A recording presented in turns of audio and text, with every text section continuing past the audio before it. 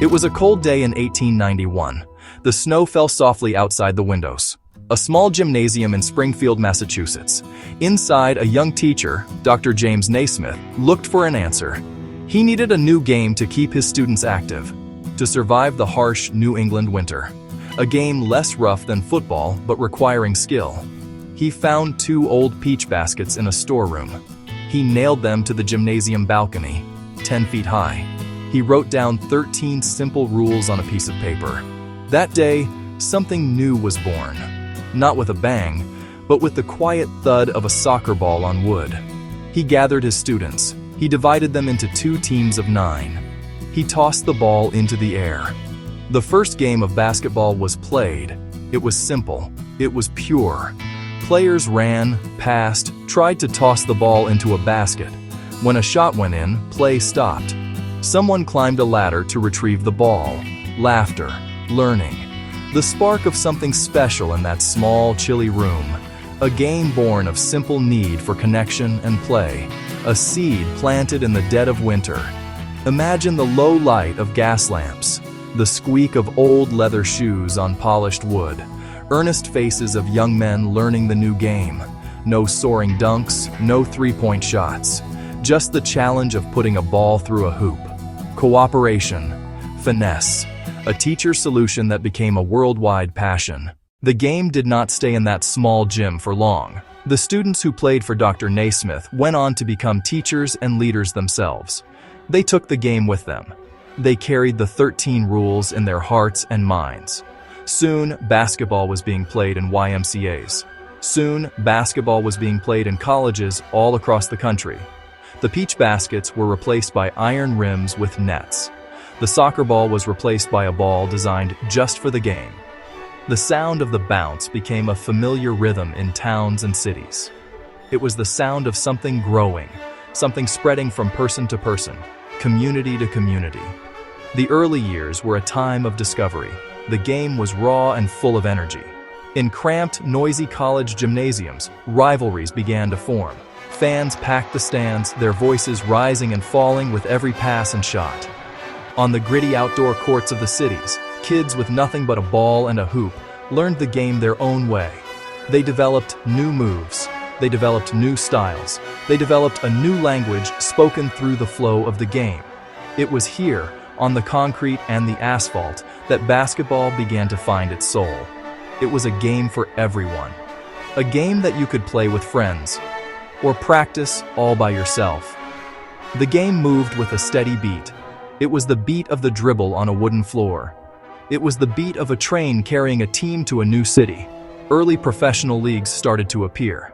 Teams like the original Celtics, teams like the Buffalo Germans, barnstormed the country on long road trips, playing in dance halls, playing in armories, playing in any place that could fit a court and a crowd. These pioneers were tough. They played for the love of the game and for a few dollars a night. They showed people that this new sport was more than a pastime. It was a profession. It was a spectacle. Through these years, basketball put down deep roots. It became part of the fabric of American life. It was a distraction during hard times, and a celebration during good ones. In 1946, a meeting took place that would change the course of the sport forever. A group of arena owners gathered in New York City. They wanted to fill their venues on nights when hockey wasn't being played. They decided to form a new professional basketball league. They called it the Basketball Association of America, or BAA. 3 years later, it would merge with a rival league and become the National Basketball Association, the NBA. This was a turning point. The game now had a home. It had a structure. It had a stage where the greatest players could shine under the brightest lights. The early days of the NBA were a grind. The players traveled by bus, the players traveled by train. The salaries were small. The arenas were often smoky and loud. But a new kind of hero was emerging. Players like George Mikan, the league's first dominant big man, became household names. He was a giant who wore glasses. He shot a soft hook shot that no one could stop. He made the Minneapolis Lakers a dynasty. Fans in cities like Boston, fans in New York, fans in Philadelphia started to feel a deep connection to their teams. They read about the games in the newspaper. They listened to the broadcasts on the radio. The league was building its identity, one game at a time. The creation of the NBA gave the sport a new level of legitimacy. It was no longer just a collection of traveling teams. It was an organized league with championships to be won and legacies to be built. Rivalries were born out of hard-fought playoff series. Boston Celtics, Syracuse Nationals. Lakers, Knicks. These battles gave the league its drama. They gave the fans a reason to care. They gave the fans a reason to cheer. They gave the fans a reason to feel like they were part of something bigger than themselves. The court became a theater where incredible stories unfolded every night. This was the beginning of an institution. The NBA gave basketball a platform to grow from a national pastime into a global phenomenon. It provided the framework for rules. It provided the framework for schedules. It provided the framework for a championship that meant everything. The players were no longer just athletes. They were entertainers. They were the stars of a show that was getting more popular every year. The league was still young and had many challenges ahead, but the foundation was set.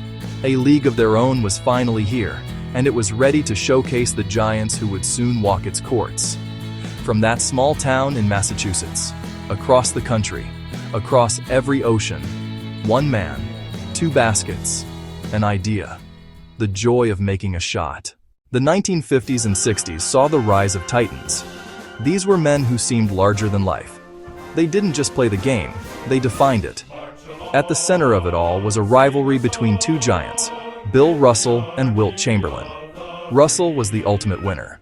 He was the heart and soul of the Boston Celtics dynasty, a defensive genius whose will to win was unmatched.